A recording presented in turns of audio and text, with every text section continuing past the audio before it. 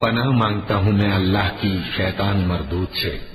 شروع اللہ کا نام لے کر جو بڑا مہربان نہایت رحم والا ہے۔ حامیم، اس کتاب روشن کی قسم کہ ہم نے اس کو ایک مبارک رات میں نازل فرمایا، ہم تو خبردار کرنے والے ہیں۔ اسی رات میں تمام حکمت کے کام فیصل کیے جاتے ہیں، یعنی ہمارے ہاں سے حکم ہو کر بے شک ہم ہی فرشتوں کو بھیجتے ہیں۔ یہ تمہارے پروردگار کی رحمت ہے، وہی تو سننے والا ہے، جاننے والا ہے۔ آسمانوں اور زمین اور جو کچھ ان دونوں میں ہے سب کا مالک، بشرطے کہ تم لوگ یقین کرنے والے ہو۔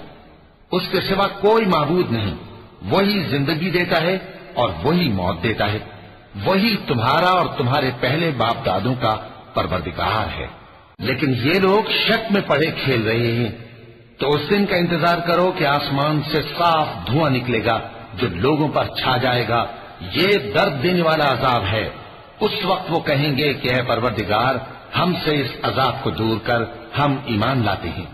اس وقت ان کو نصیحت کہاں مفید ہوگی، جبکہ ان کے پاس پیغمبر آ چکے جو ہمارے احکام کھول کر بیان کر دیتے تھے۔ پھر انہوں نے ان سے منہ پھیر لیا اور کہنے لگے، یہ تو سکھایا پڑھایا ہوا ہے، دیوانہ ہے۔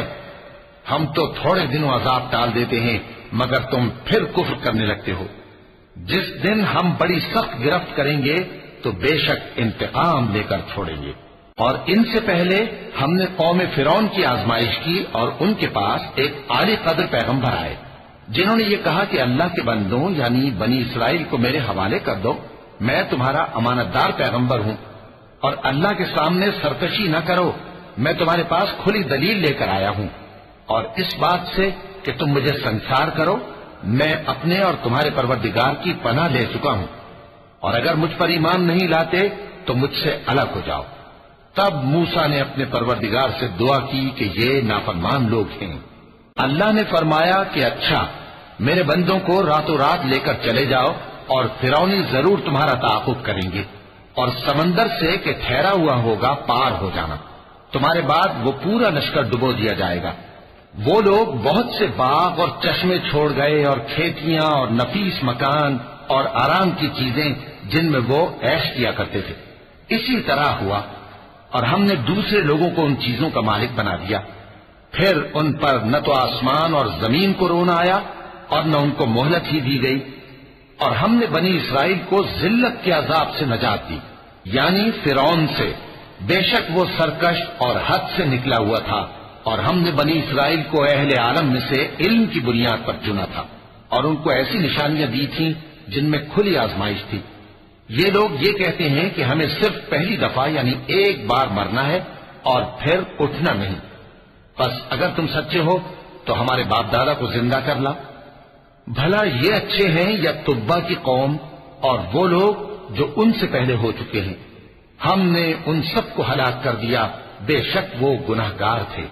اور ہم نے آسمانوں اور زمین کو اور جو کچھ ان میں ہے اس کو کھیل کے لیے نہیں بنایا، ان کو ہم نے تدبیر سے پیدا کیا ہے، لیکن اکثر لوگ نہیں جانتے۔ کچھ شک نہیں کہ فیصلے کا دن ان سب کے جی اٹھنے کا وقت ہے، جس دن کوئی دوست کسی دوست کے کچھ کام نہ آئے گا اور نہ ان کو مدد ملے گی مگر جس پر اللہ مہربانی کرے۔ بے شک وہی غالب ہے، بڑا مہربان ہے۔ بلا شبہ تھوہر کا درخت گناہگاروں کا کھانا ہوگا، جیسے پگھلا ہوا تانبا۔ وہ تھوہر پیٹوں میں اس طرح کھولے گا جس طرح گرم پانی کھولتا ہے۔ حکم دیا جائے گا کہ اس کو پکڑ لو اور کھینچتے ہوئے دوزخ کے بیچوں بیچ لے جاؤ، پھر اس کے سر پر کھولتا ہوا پانی انڈیل دو کہ عذاب پر عذاب ہو۔ اب مزہ چکھ، تو بڑی عزت والا اور سردار تھا۔ یہ وہی دوزخ ہے جس پر تم لوگ شک کیا کرتے تھے۔ بے شک پرہیزگار لوگ چین کے مقام میں ہوں گے، یعنی باغوں اور چشموں میں باریک اور دبیز ریشم کا لباس پہن کر ایک دوسرے کے سامنے بیٹھے ہوں گے۔ وہاں اس طرح کا حال ہوگا، اور ہم بڑی بڑی آنکھوں والی حوروں کو ان کی بیویاں بنا دیں گے۔